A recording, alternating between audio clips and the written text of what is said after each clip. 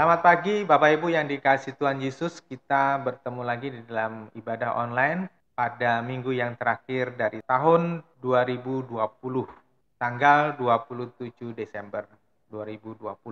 Topik minggu ini saya angkat dari frase, utamakan pembangunan rumah ibadah pribadimu. Bapak Ibu, walaupun kita ini saat ini sedang lagi membangun rumah ibadah kita, ya, tetapi saya menyampaikan firman Tuhan ini tidak ada kaitannya sama sekali untuk mencari uang buat donasi rumah ibadah ini, untuk saudara mendonasi.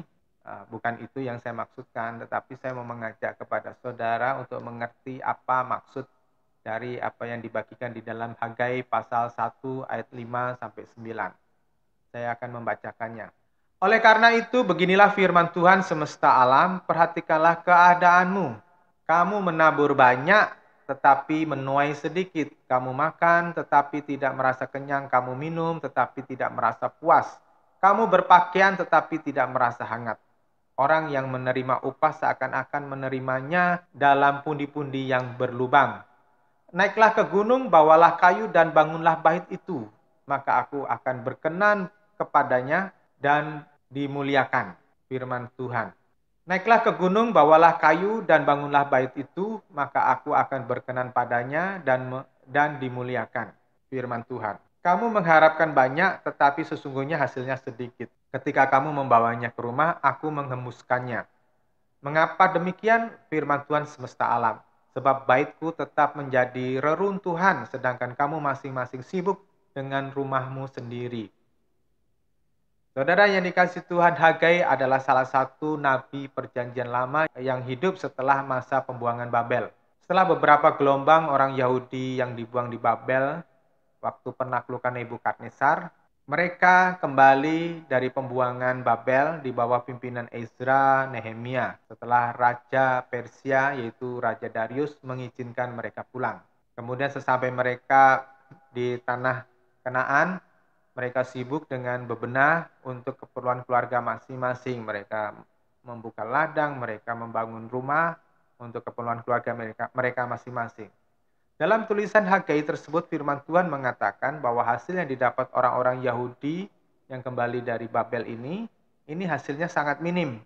Mereka banyak mengalami kerugian. Saya tidak tahu kerugian apa yang mereka alami. Bisa jadi mereka mengalami kekeringan, paceklik, ataupun mereka mengalami sakit penyakit atau hama yang menyerang tanaman mereka. Hagai mencatat sebuah alasan mengapa Allah tidak berkenan memberkati orang-orang Yahudi. Pada ayat yang ke-9 jelas alasan Tuhan. Sebab baitku tetap menjadi reruntuhan sedangkan kamu masing-masing sibuk dengan rumahmu sendiri. Di sini jelas bahwa kehidupan umat Tuhan tidak bisa lepas dari kehadiran Allah dalam masyarakat mereka. Kehadiran Allah dalam perjanjian lama diwakilkan dalam bentuk bangunan fisik bait Allah. Artinya selama orang Israel tidak mempedulikan kepentingan Allah yang diwujudkan dalam bentuk rumah atau bait Allah, maka Tuhan tidak memberkati mereka. Kita bisa mengerti mengapa Allah menuntut umatnya demikian, karena bait Allah adalah lambang kedaulatan Allah atas bangsa ini. Bait Allah adalah citranya bangsa milik Allah untuk membedakan dengan bangsa lain yang menyembah berhala. Yang ketiga, dengan tidak memulai pembangunan bait Allah, sama saja orang Israel tidak mengutamakan Allah. Kepentingan keluarga dan pribadi melampaui kepentingan Allah. Maka untuk alasan-alasan ini semua, itu menimbulkan sikap cemburu pada Allah. Ulangan pasal 4 ayat yang ke-24 itu jelas sekali. Mengingatkan kepada kita bahwa Allah menginginkan beliau itu menjadi pusat kehidupan kita. Ulangan pasal 4:24 Tuhan mengatakan bahwa Allah kita itu adalah Allah yang cemburuan. Peringatan Tuhan adalah dalam bentuk hilangnya berkat-berkat jasmani seperti panenan, penyakit, dan lain-lain yang menyerang orang-orang Yahudi pada waktu itu. Ayat ini banyak dipakai oleh banyak orang Kristen dan pendeta-pendeta untuk mengingatkan jemaat supaya mereka menyumbang buat pembangunan rumah ibadah mereka, supaya mereka tetap diberkati. Tadi saya katakan kita memang sedang membangun rumah ibadah kita dan kita memang membutuhkan banyak uang untuk pembangunan ini. Tetapi tentu saya tidak mau mengkaitkan kebutuhan ini dengan firman Tuhan yang kita baca tadi dari Hagai.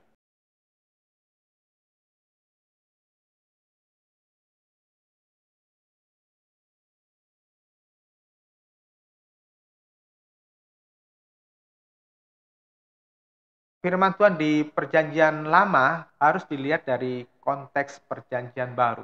Saya sangat percaya bahwa sejak Perjanjian Baru, Tuhan mengarahkan umat Perjanjian Baru itu memiliki standar perkenanan yang sangat berbeda dengan umat Perjanjian Lama. Maka sama seperti yang dikatakan dalam kitab Ibrani pasal 9 ayat 1 sampai 8 tentang berbagai peraturan tempat beribadah di Perjanjian Lama adalah kiasan atau lambang secara jasmaniah dari hal-hal rohaniah yang akan digenapi di dalam perjanjian yang baru. Dalam Ibrani pasal 9 ayat 9 sampai 10 dikatakan, hal itu adalah kiasan mengenai zaman ini. Demikian juga berbagai pemberian dan kurban-kurban yang dipersembahkan tidak dapat menyempurnakan nurani orang-orang yang beribadah. Sebab hanya berkaitan dengan makanan, minuman, dan ritual pembasuhan untuk tubuh jasmani yang berlaku hingga tiba waktu pembaharuan.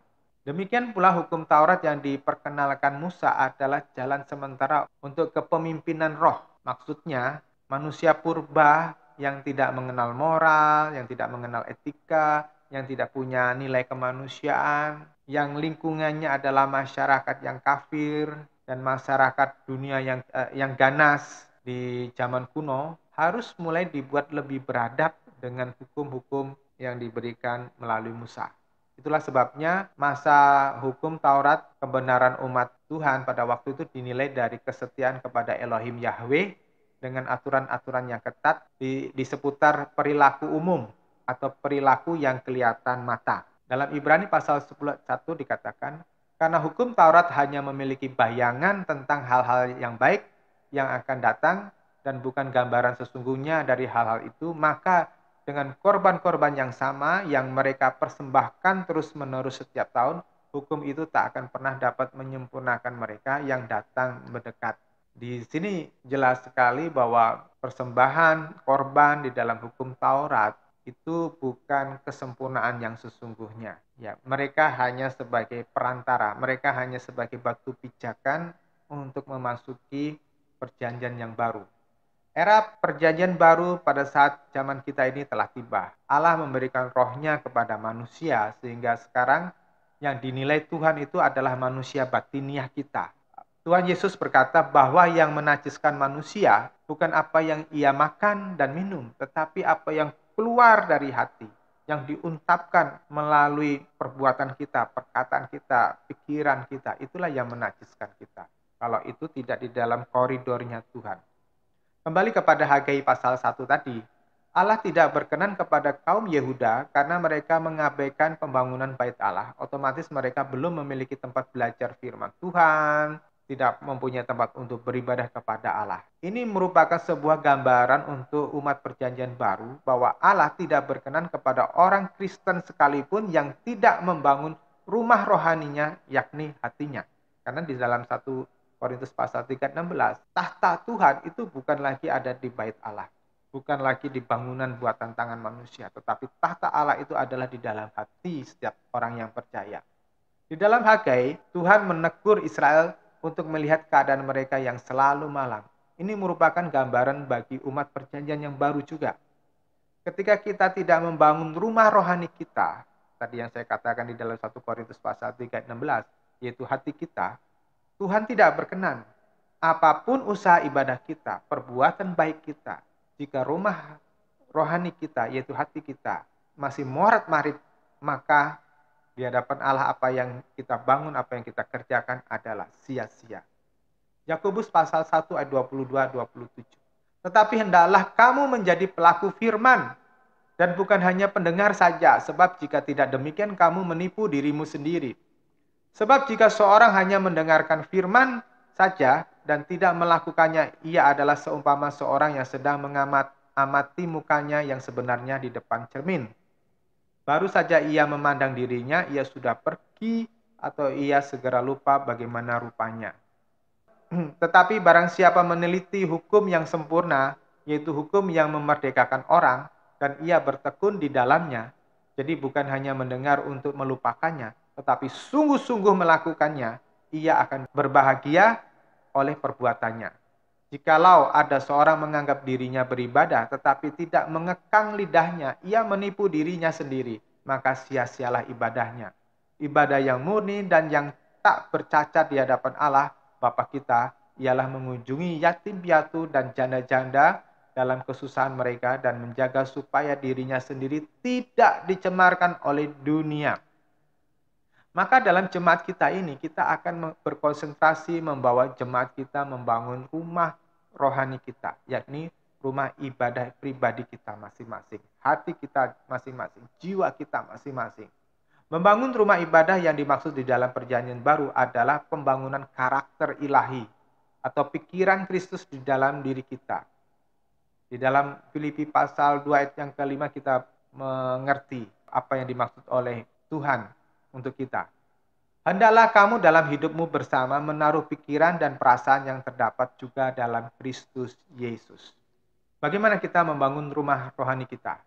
Ketika orang membangun sebuah bangunan, maka yang paling awal dan sangat penting adalah pembangunan fondasi. Ketika saya membangun rumah saya, maka saya menghabiskan banyak biaya untuk membuat fondasi yang masif, ya, fondasi yang kokoh. Karena saya tidak ingin rumah saya mengalami nasib seperti Menara Pisa. Itu menara yang ada di kota Pisa, Italia itu amblas dan miring. Ya, miring sedikit begitu dan diperkirakan jika kemiringannya tidak bisa berhenti karena dari tahun ke tahun terus miring karena terus ambles satu sisi, maka menara ini akan ambruk. Fondasi iman yang kuat adalah firman kebenaran. Maka Anda harus mau belajar sungguh-sungguh apa yang dikatakan oleh firman. Bukan apa yang dikatakan pendeta atau guru Anda. Pendeta atau guru itu bisa salah dan bisa menyesatkan. Bisa membawa saudara ke jurang maut, ke neraka tanpa saudara sadari. Tetapi jika Anda mengerti firman Tuhan, sehingga saudara mengerti sungguh-sungguh firman Tuhan dan mengerti kebenaran itu, maka saudara mempunyai filter, mempunyai saringan yang cukup bagus. Seorang pernah menyangkali apa yang saya ajarkan karena dia punya pikirannya sendiri, dia punya pemahamannya sendiri. Mungkin dia nggak pernah baca Alkitab, ya, atau mungkin hanya sekedar jadi orang Kristen begitu. Lalu saya tantang orang tersebut, saya katakan, apakah saya pernah mengajarkan sesuatu yang di luar Alkitab? Ia nggak bisa menjawab. Nah, firman Tuhan adalah harga mati untuk prinsip hidup kita. Yang selanjutnya adalah bagaimana kita membangun di atas fondasi tersebut. Saudara, mau tidak mau harus memiliki keintiman dengan Bapa melalui devosi pribadi, melalui firman, melalui perenungan firman Tuhan setiap saat sampai firman itu mendarah daging dalam pribadi kita.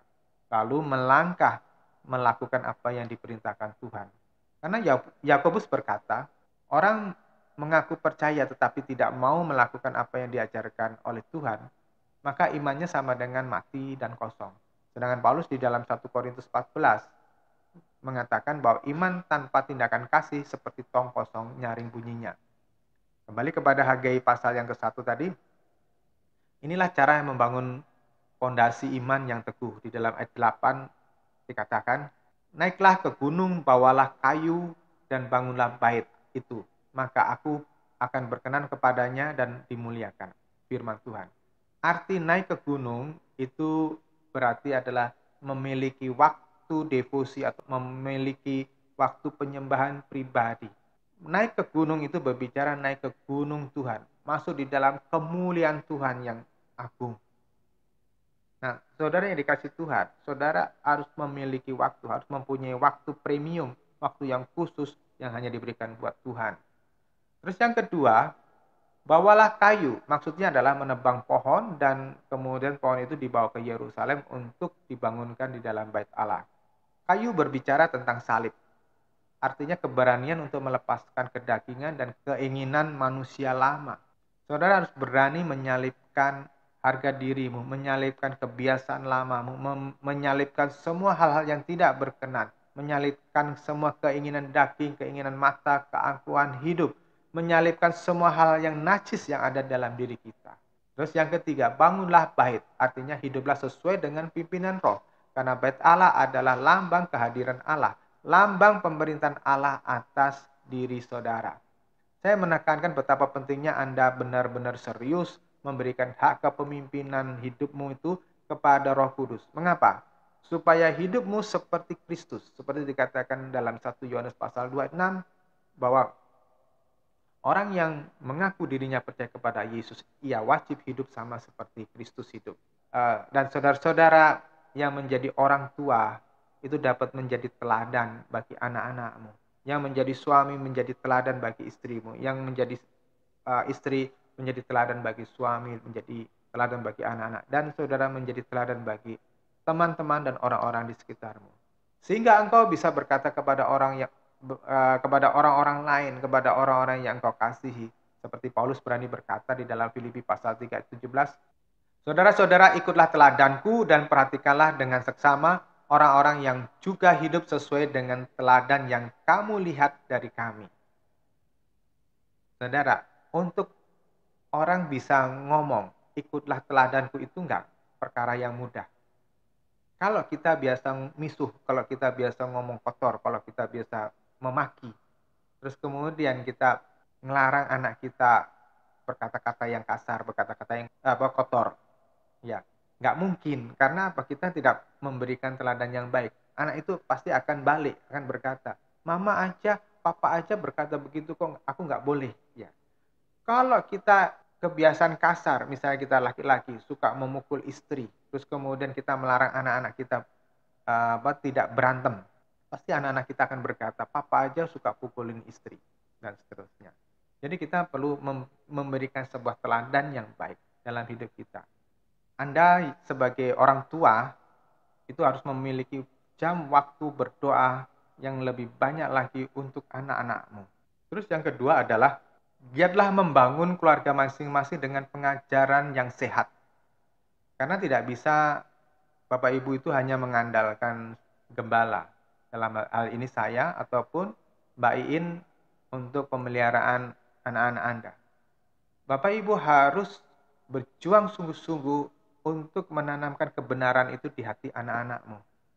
Kita nggak cukup hanya menyekolahkan mereka di sekolah-sekolah sekuler. Ataupun bahkan sekolah Kristen sekalipun itu tidak cukup. Kita nggak bisa lepas tangan begitu saja. Seorang ayah, seorang ibu bertanggung jawab memperkenalkan Tuhan sejak dari mereka masih kecil.